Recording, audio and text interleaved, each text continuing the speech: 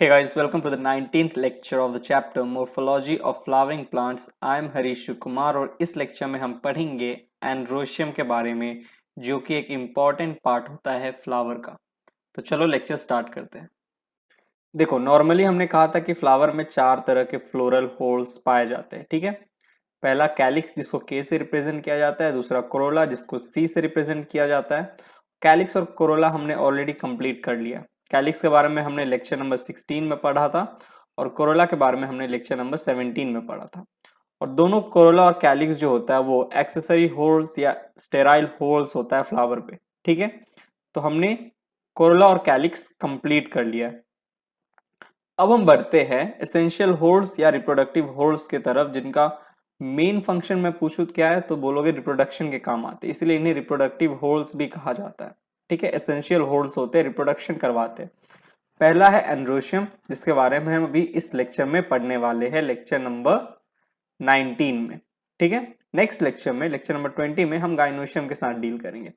तो चलो एंड्रोशियम के बारे में डिटेल में पढ़ना शुरू करते हैं। तो moving on to the next slide. चलो अब बात करते हैं एंड्रोशियम की। एंड्रोशियम जो होता है वो कंपोज्ड होता है स्टेमन का, ठीक है। बहुत सारे स्टेमन एक फ्लावर में प्रेजेंट है होल्ड के फॉर्म में, तो हम उसे कहेंगे एंड्रोशियम। जैसे ये देखो, ये हमारा लॉन्गिट्यूडनल सेक्शन है फ्लावर का। यहाँ पे मैंने स्टेमन को लेबल करके रखा है, ये स्टेमन है। मैंने तो 2 ही स्टेमन बनाया है, बट एक फ्लावर में बहुत सारे स्टेमन होते हैं, ठीक है, जिसके बारे में हम अभी आगे डिस्कस करेंगे। तो ये रहा स्टेमन, ठीक है। एंड्रोशियम का यूनिट क्या है? स्टेमन है। बहुत सारे स्टेमन आपस में प्रेजेंट है, तो हमने कह दिया androecium, okay, hold of स्टेमन।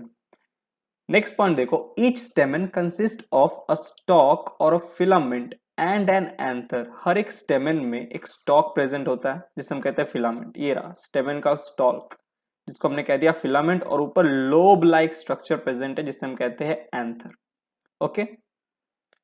The pollen grains are produced in pollen sacs. ये जो एंथर है ना, इसको अगर मैं यहां से काटू, ठीक है, ट्रांसवर्स सेक्शन लू, यहां से कट कर दिया, ठीक है, और ऊपर से देखूं तो कुछ ऐसा दिखेगा।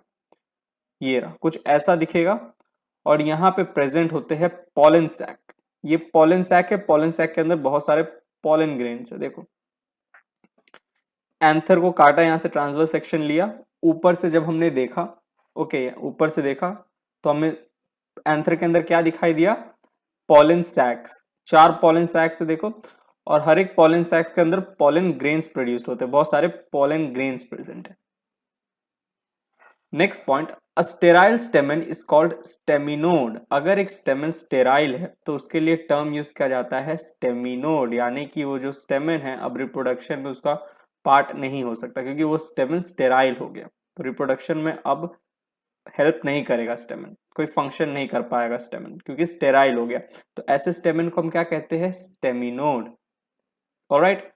और अगर एक नोट है यहाँ पे देखो, स्टेराइल हो गया पिस्टिल या कार्पल, तो हम उसे कहेंगे पिस्टिलोड। ये क्या है? देखो बीच में ये कार्पल है, ठीक है, जिसको पिस्टिल भी कहा जाता है, जो कि हम गाइनोशियम के अंदर पढ़ेंगे, फीमेल रिप्रोडक्टिव ऑर्गन है। अभी तो एंड्रोशियम के अंदर हम लोग स्टेमन पढ़ रहे हैं, जो कि मेल रिप्रोडक्टिव ऑर्गन है। जब गाइनोशियम पढ़ेंगे तो उसमें हम पिस्टिल या कार्पल के बारे में डिटेल में डिस्कस करेंगे। एक ही नाम, पिस्टिल को ही कार्पल कहा जाता है। तो जब स्टेराइल हो जाता है पिस्टिल, पिस्टिल अब स्टेराइल हो गया, फीमेल रिप्रोडक्टिव ऑर्गन जो है वो अब रिप्रोडक्शन में फंक्शन नहीं कर पाएगा, हेल्प नहीं कर पाएगा, तब हम उस पिस्टिल को क्या कहेंगे? पिस्टिलोड। तो अगर स्टेमन स्टेराइल हो गया तो स्टेमिनोड, और अगर पिस्टिल या फिर कार्पल स्टेराइल हो गया तो हम उसे कहेंगे पिस्टिलोड, ओके। चलो, तो moving on to the next slide. अब देखो, ये जो स्टेमन्स होता है ये 4 तरह के होते हैं। किस बेसिस पे? On the basis of attachment of filament to the anther lobe. ये हमारा स्टेमन का एंथर लोब है और ये फिलामेंट है। तो स्टेमन में किस तरीके से फिलामेंट एंथर से अटैच्ड है, उसके बेसिस पे 4 तरह के स्टेमन हम लोग पढ़ने वाले हैं। पहला है एडेनेट स्टेमन। देखो क्या होता है, फिलामेंट जो होता है स्टेमन का, वो रन करता है through the whole length of the anther from base to apex. ये हमारा एंथर का बेस है और ये हमारा एंथर का एपेक्स है, टॉप रीजन, ठीक है। फिलामेंट देखो पूरा बेस से लेके एपेक्स तक रन कर रहा है, प्रेजेंट है, ठीक है, एंथर के। ये देखो, ये ग्रीन में फिलामेंट बनाया मैंने, ऊपर एंथर है, और फिलामेंट पूरा रन कर रहा है from the whole length of anther from base to its apex. Basifixed stamen क्या होता है, देखो filament is attach to the anther at its base. ये हमारा एंथर है, इसके बेस पे जाके फिलामेंट अटैच हो जाता है, तो ऐसे स्टेमन को हम कहेंगे बेसिफिक्स्ड स्टेमन।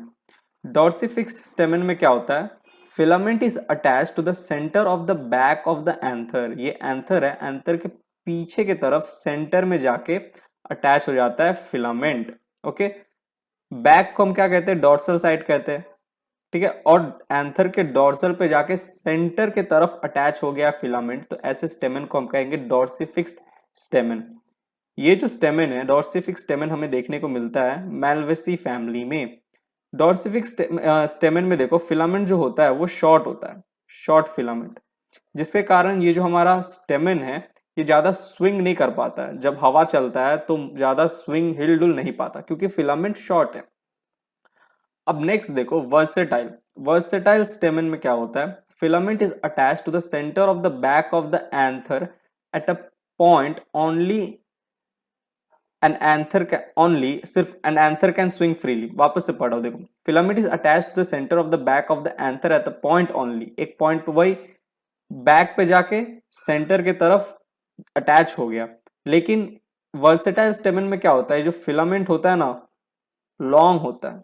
देखो बाकी सब में देखो एडनेट, बेसिफिक्स और डॉर्सिफिक्स के मुताबिक वर्सेटाइल स्टेमन में जो हमारा फिलामेंट है वो लॉन्ग है, और फिलामेंट इस तरीके से अटैच हुआ है सेंटर में एंथर के पीछे की तरफ कि ये जो स्टेमन है ये अच्छे से स्विंग कर सके। और ऊपर से देखो लॉन्ग फिलामेंट है तो अच्छे से जैसी हवा चलेगा, तेज हवा चलेगा, तो हमारा जो स्टेमन है वो स्विंग करेगा हवा में, ठीक है। ये जो वर्सेटाइल स्टेमन है ये हमें देखने को मिलता है ग्रामिनी फैमिली में। ग्रामिनी फैमिली के जो मेंबर्स होते हैं उनमें विंड पॉलिनेशन होता है। विंड पॉलिनेशन होता है, हवा चलता है, तो वर्सेटाइल स्टेमन जो होते हैं वो आराम से क्या स्विंग कर पाते हैं, जिसके कारण ये जो एंथर है इससे पॉलन ग्रेन रिलीज हो पाता है, ठीक है, पॉलन ग्रेन रिलीज हो पाता है। ओके, तो ग्रामिनी फैमिली में विंड पॉलिनेशन होता है। विंड पॉलिनेशन में क्या होता है, ये जो बेसिकली हमारा स्टेमन है ये जैसी हवा चलता है तो ऐसे स्विंग करने लग जाता है। स्विंग करने लग जाता है तो पॉलन ग्रेन रिलीज होने लग जाते हैं। तो पॉलिनेशन में एक तरह से क्या हेल्प हो रहा है ना, विंड पॉलिनेशन हो रहा है, पॉलन ग्रेन जो है वो हवा के थ्रू रिलीज हो रहा है। ओके, और रीच करके जाएगा अपना जो ओवरी है वहां पे जाएगा। ओके, तो वो सब तो फर्टिलाइजेशन है, वो आगे आगे 12th में पढ़ोगे जब तुम लोग रिप्रोडक्शन इन प्लांट्स, तब अच्छे समझ में आएगा, रिप्रोडक्शन इन फ्लावर। ओके, तो अभी इतना जान लो, ठीक है। स्टेमन कितने तरह के होते हैं, 4 तरह के, एडनेट, बेसिफिक्स, डॉर्सिफिक्स, वर्सेटाइल। किस बेसिस पे ये 4 तरह के स्टेमन हमने पढ़ा, on the basis of attachment of filament to the anther lobe. किस तरीके से फिलामेंट एंथर लोब से अटैच्ड है उसके बेसिस पे हमने स्टेमन को 4 टाइप में डिवाइड किया था। चलो, तो moving on to the next slide. अब हम पढ़ने वाले कोहेजन ऑफ स्टेमन्स। कोहेजन क्या होता है, देखो जब when floral parts of similar whorls are fused, यानी कि जब स्टेमन का फ्यूजन स्टेमन के साथ हो जाएगा तब हम उसे कहेंगे कोहेजन ऑफ स्टेमन हुआ है, ठीक है। अगर पेटल्स का फ्यूजन पेटल के साथ हो जाए तो हम उसे कहेंगे कोहेजन ऑफ पेटल्स। अगर सेपल्स का फ्यूजन सेपल के साथ हो जाए तो हम उसे कहेंगे कोहेजन ऑफ सेपल्स। यानी कि जब floral parts of similar whorls are fused तब हम उसे कहेंगे कोहेजन। लेकिन जब स्टेमेन्स के साथ, ये एसटी मतलब स्टेमन है, ठीक है, स्टेमन के साथ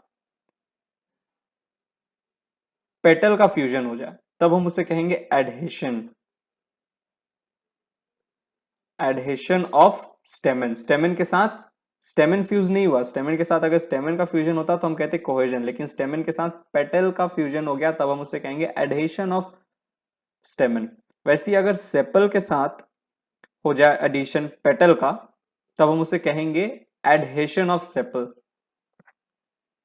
ठीक है, एडहेशन ऑफ सेपल। लेकिन अगर सेपल के साथ सेपल का फ्यूजन हो जाता तो हम उसे कहते कोहेजन ऑफ सेपल। तो एडहेशन कोहेजन वाला कॉन्सेप्ट समझ में आ रहा है ना। कोहेजन क्या है, मिटाने दो। कोहेजन क्या है, when floral parts of a similar wholes are fused। Adhesion क्या है, when floral parts of different wholes are fused। Okay, तो अभी हम पढ़ने वाले कोहेजन ऑफ स्टेमन्स। देखो, when stamens are united by their filament only then it is called adelphi। हमारा जो स्टेमेन है इसका दो पार्ट हमने देखा था, एंथर और फिलामेंट। ठीक है, अगर स्टेमेन का फिलामेंट आपस में फ्यूज कर ले, बहुत सारे स्टेमेन के फिलामेंट्स आपस में अगर फ्यूज कर ले तब हम उसे कहेंगे एडेल्फी। ठीक है, हम तीन तरह के एडेल्फी पढ़ने वाले हैं। It is a following types, mono adelphous, di adelphous और पॉली एडेल्फस। ठीक है, इन तीनों में क्या हो रहा है, बेसिकली फिलामेंट जो है स्टेमेन का वो आपस में फ्यूज कर ले रहा है। मोनो एडेल्फस में क्या हो रहा है, the filament of stamens are united into one bunch और बंडल।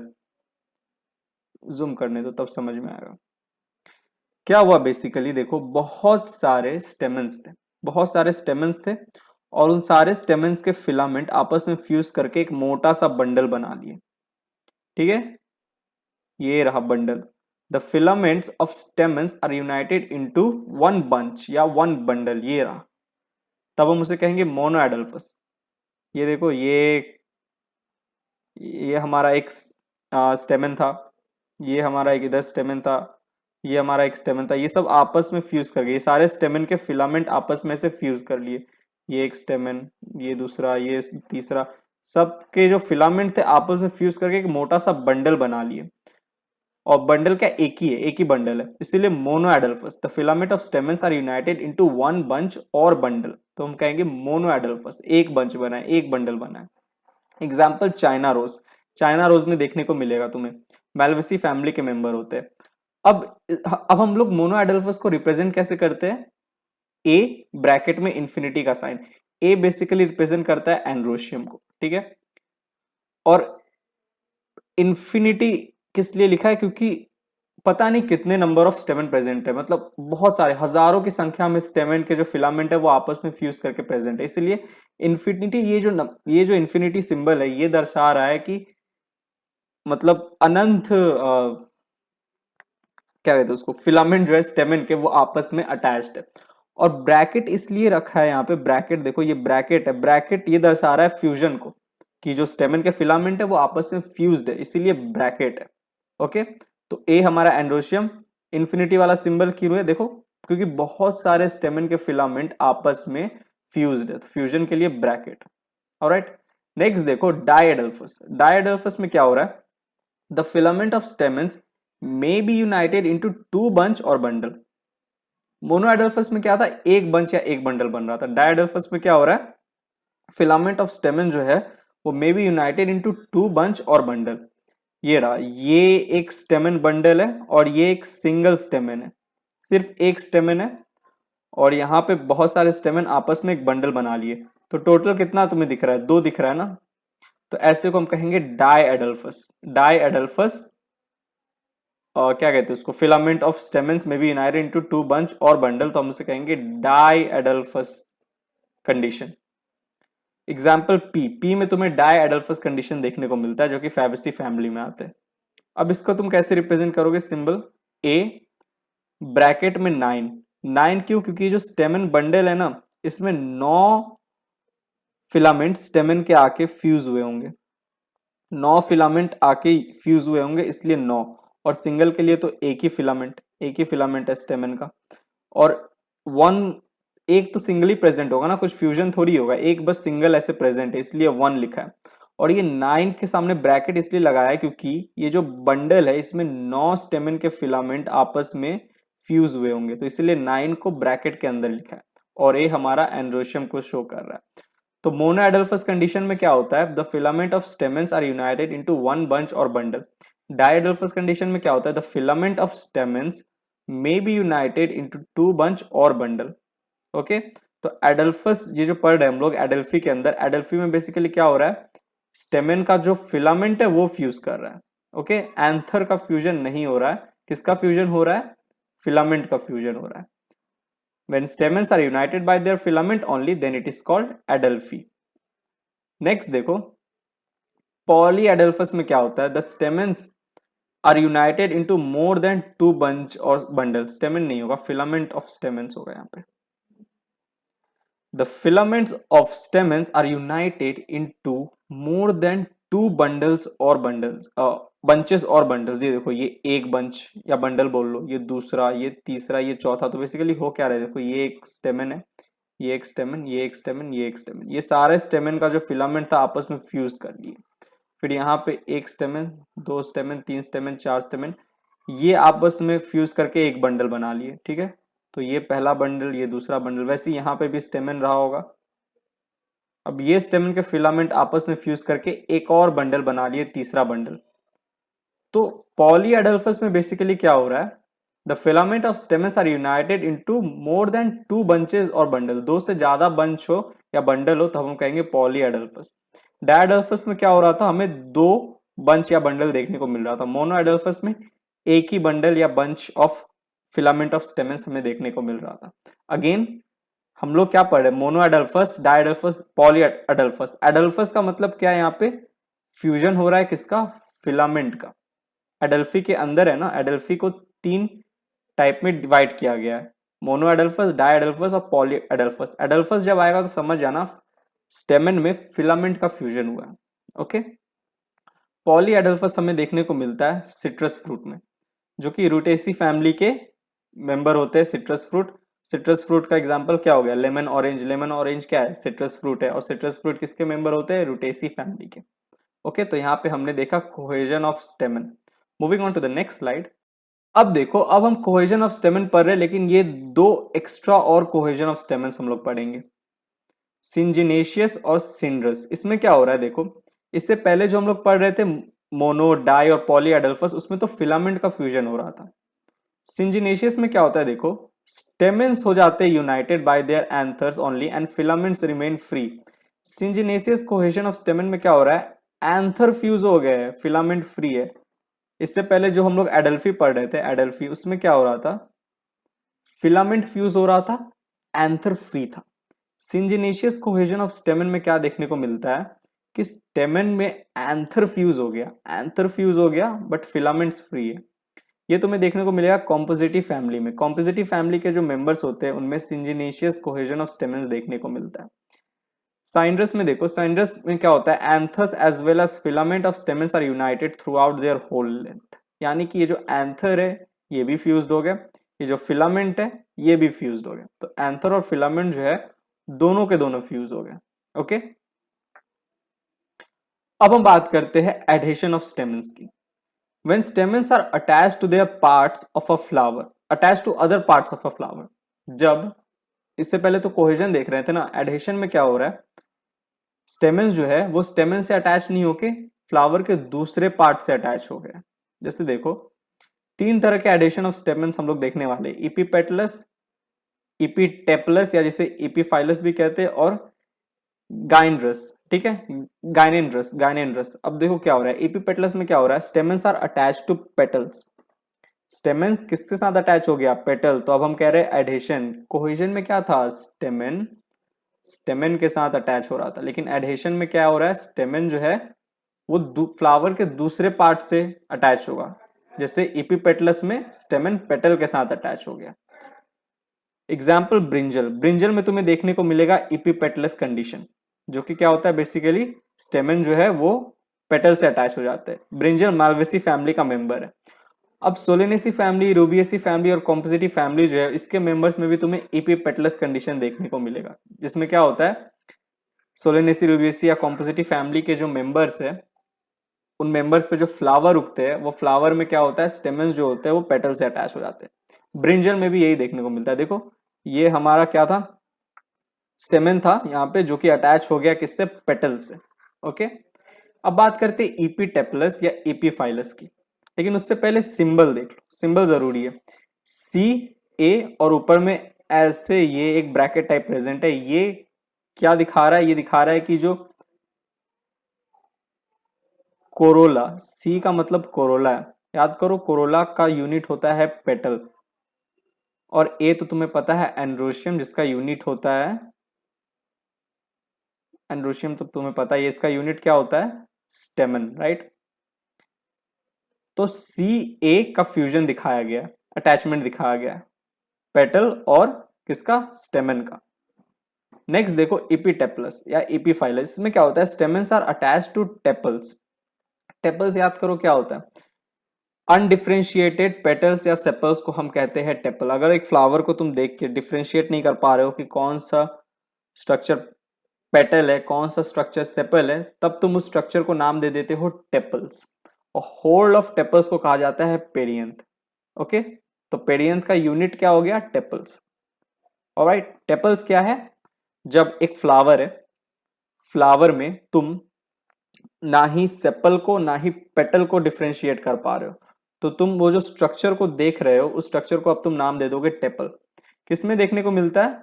लिलियेसी फैमिली के अंदर तुम्हें टेपल्स देखने को मिलेगा, जो कि एक मोनोकॉट का फैमिली है, जिसका एग्जाम्पल हो गया देखो लिली। लिली एक ऐसा फ्लावर है जो लिलियेसी फैमिली के अंदर आता है, जो कि एक मोनोकॉट का फैमिली है। तो लिली में तुम क्या देखोगे? जो स्टेमेंस होते हैं ना, स्टेमेंस, वो अटैच हो जाते हैं टेपल से। ऑलराइट, इसका सिंबल कैसे है? पी ए के साथ अटैच हो गया। पी क्या? पेरियंथ।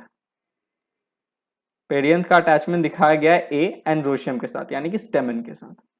अब बात करते हैं गाइनेंड्रस की। गाइनेंड्रस में क्या होता है देखो, androecium is attach to the gynoecium. जब एंड्रोशियम अटैच हो गया है गाइनोशियम के साथ, तो ऐसे कंडीशन को कहा जाता है गाइनेंड्रस कंडीशन। ये किस में देखने को मिलता है? कैलोट्रोपिस फ्लावर में। कैलोट्रोपिस फ्लावर याद करो, कौन सा फ्लावर है जो शिव जी के ऊपर भगवान होते हैं, शिव भगवान, उनके ऊपर चढ़ाया जाता है, देखे होगे कैलोट्रोपिस। कैलोट्रोपिस फ्लावर जो होता है, इसमें एंड्रोशियम जो होता है ना कैलोट्रोपिस फ्लावर का, वो जाके अटैच हो जाता है गाइनोशियम से, और ऐसे कंडीशन को हम कहते हैं गाइनेंड्रस कंडीशन, जो कि बेसिकली एडेशन ऑफ स्टेमन के अंदर आता है। एडेशन ऑफ स्टेमन हो जा रहा है किसके साथ? गाइनोशियम के साथ। एंड्रोशियम के अंदर ही तो, एंड्रोशियम के यूनिट को तो हम स्टेमन कहते हैं ना, ठीक है। तो स्टेमन का जो अटैचमेंट है वो हो जा रहा है गाइनोशियम के साथ। बेसिकली एंड्रोशियम जो है वो अटैच हो जा रहा है गाइनोशियम के साथ, तो ऐसे कंडीशन को हम कहते हैं गाइनेंड्रस कंडीशन। अब इसका रिप्रेजेंटेशन देख लो, ए और जी ऊपर में ये फ्यूजन को शो कर रहा है, अटैचमेंट को, ठीक है। तो ए हमारा एंड्रोशियम जाके अटैच हो गया गाइनोशियम के साथ। चलो moving on to the next slide. अब हम बात करते हैं लेंथ ऑफ स्टेमेंस की। जो लेंथ होता है ना स्टेमेन का, उस लेंथ के बेसिस पे भी हम स्टेमेन को दो कैटेगरी में डिवाइड करते हैं, एक डाइडाइनमस और दूसरा टेट्राडाइनमस। क्या हो रहा है देखो, डाइडाइनमस में out of the 4 stamens 2 are long and 2 are short. एक और दो, 4 स्टेमेन में से 2 स्टेमेन जो होंगे वो लॉन्ग होंगे, और ये जो 2 स्टेमेन है ए और बी, ये 2 स्टेमेन जो होंगे छोटे होंगे, इसीलिए डाइडाइनमस स्टेमेन कहा जाता है इन्हें। Out of the 4 stamens 2 are long and 2 are short. कौन सा कंडीशन हो गया? डाइडाइनमस कंडीशन हो गया। ये देखने को मिलता है सैल्विया और ओसिमम में, जो कि लैबिएटी या लेमिएसी फैमिली के मेंबर्स है। लेबिएटी का एक और नाम है लेमिएसी फैमिली, एक ही है दोनों। तो इसके मेंबर कौन है? सैल्विया और ओसिमम। ओसिमम मतलब हमारा तुलसी का जो प्लांट है, उसके अंदर हमें डाइडाइनमस कंडीशन देखने को मिलता है स्टेमन का, यानी कि 2 स्टेमन, 4 स्टेमन में से 2 स्टेमन लंबे होंगे और 2 स्टेमन छोटे होंगे, शॉर्ट होंगे। टेट्राडाइनमस में देखो क्या होता है, out of the 6 stamens 4 inner are long and 2 outer are short. तो ये 6 देखो, 1 2 3 4 5 6 स्टेमन में से जो अंदर के 4 है, अंदर के 4 अंदर के तरफ प्रेजेंट है, देखो अंदर के तरफ, अंदर के 4 स्टेमन तो होंगे लॉन्ग, और जो 2 बाहर के स्टेमन है, एक ये और ये दूसरा वाला, ये जो 2 बाहर के स्टेमन है ये होते हैं शॉर्ट, छोटे से होते हैं। तो ऐसे कंडीशन को कहा जाता है टेट्राडाइनमस कंडीशन ऑफ स्टेमन। किसके बेसिस पे टेट्राडाइनमस कहा गया है? लेंथ के बेसिस पे, स्टेमन का लेंथ के बेसिस पे, ठीक है। मस्टर्ड रेडिस और टर्निप प्लांट में तुम्हें, मतलब मस्टर्ड रेडिस टर्निप के जो फूल है उसमें तुम्हें टेट्राडाइनमस कंडीशन देखने को मिलेगा। और ये जो तीनों मेंबर है, प्लांट है, ये क्रूसीफेरी फैमिली के मेंबर है। क्रूसीफेरी फैमिली का एक और नाम है Brassicaceae family. Mustard radish and turnip plant are the member of Cruciferae family और Brassicaceae family in which we see tetradynamous condition of stamens, यानी कि 6 स्टेमन में से 4 अंदर वाले लॉन्ग होंगे और 2 बाहर वाले, बाहर के तरफ जो 2 स्टेमन है वो शॉर्ट होंगे। तो यहाँ पे हमने लेंथ ऑफ स्टेमन्स भी कंप्लीट किया। तो बेसिकली जो हमारा एंड्रोशियम के अंदर जितना भी कुछ जानना था वो सब कुछ हमने जान लिया इस लेक्चर नंबर 19 में। तो लेक्चर होता है यहीं पे समाप्त। लेक्चर नंबर 20 में हम गाइनोशियम के बारे में जानेंगे, ठीक है। तो गाइज यहीं पे लेक्चर खत्म होता है। आई होप तुम्हें लेक्चर समझ में आया होगा। समझ में आया तो प्लीज वीडियो को लाइक करना, निटोलॉजी को सोशल मीडिया पे फॉलो करना, इंस्टाग्राम पे, फेसबुक पेज पे, ट्विटर पे, और टेलीग्राम पे जो नीटोलॉजी का चैनल है इसको जाके ज्वाइन करो, वहाँ पे मैं नोट्स अपलोड करता हूँ तो तुम्हें वहाँ से नोट्स मिल जाएगा। और सबसे इंपॉर्टेंट बात, जो नीटोलॉजी का चैनल है इसको सब्सक्राइब करो, यहाँ पे तुम्हें चैनल का लोगो दिख रहा होगा, उस पर क्लिक करो, चैनल को सब्सक्राइब करो, बेल आइकन जरूर प्रेस करना ताकि जब भी मैं नया वीडियो अपलोड करूँ तो तुम्हें नोटिफिकेशन मिले। और अगर तुम्हें और भी नीटोलॉजी के वीडियोस देखने हैं तो यहाँ नीचे शो कर रहा होगा, उस पर क्लिक करो, नीटोलॉजी के और भी वीडियोस देखो, अपने दोस्तों के बीच में शेयर करो। तो चलो नेक्स्ट लेक्चर मिलते हैं, bye, thank you, take care.